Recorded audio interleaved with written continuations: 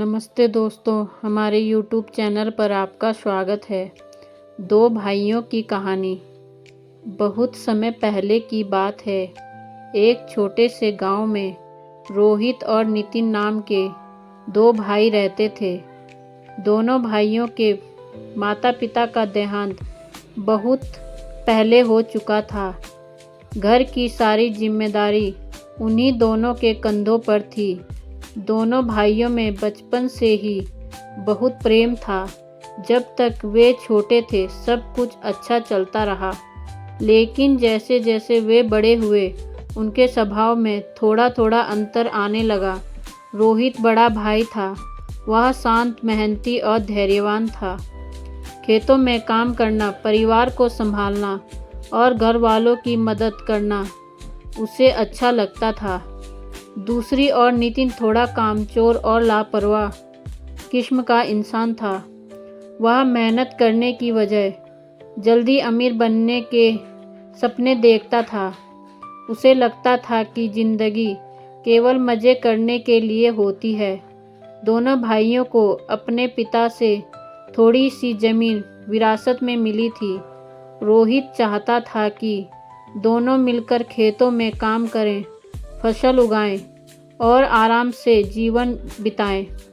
लेकिन नितिन बार बार कहता, भैया क्यों ना हम दिन रात मिट्टी खोदें, हमें कुछ बड़ा करना चाहिए, कुछ ऐसा जिससे हम जल्दी अमीर बन जाएं।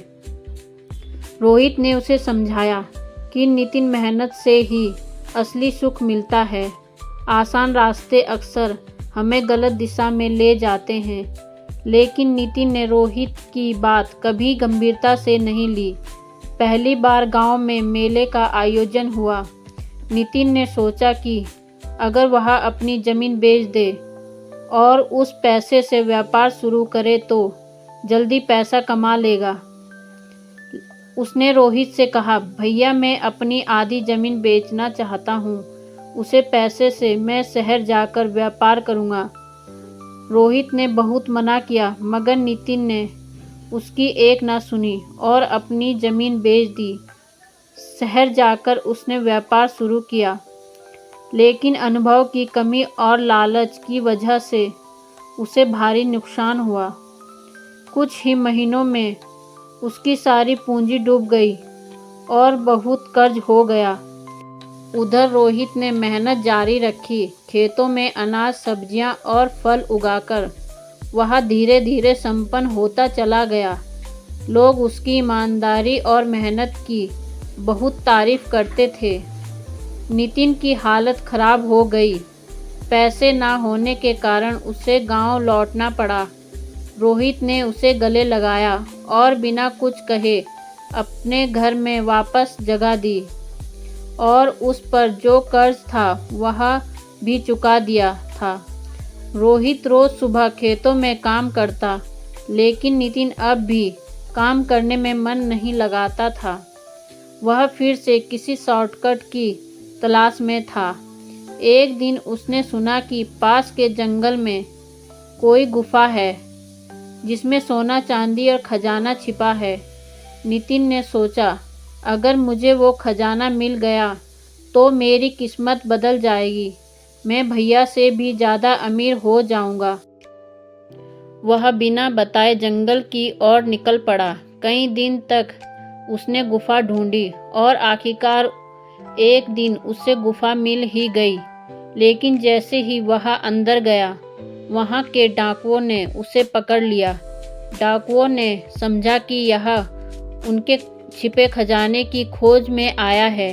उन्होंने नितिन को बांध दिया और जान से मारने की धमकी दी। डर के मारे नितिन ने सब सच बता दिया और उनसे रहम की भीख मांगी। डाकुओं ने उसे छोड़ तो दिया, लेकिन इतना मारा पीटा कि उसकी हालत बहुत खराब हो गई। घायल अवस्था में किसी तरह वह गांव लौट आया। रोहित ने उसे देखा तो बहुत दुख हुआ। उसने उसका इलाज करवाया और कई दिनों तक उसकी सेवा की। नितिन की आंखों में आंसू थे।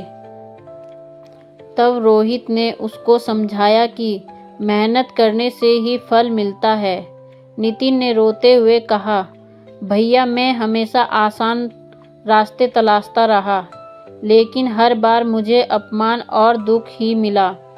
आपने कभी हार नहीं मानी, मेहनत की और सच्चाई का रास्ता चुना। आज मैं समझ गया हूँ कि असली दौलत पैसा नहीं बल्कि मेहनत और भाईचारा होता है।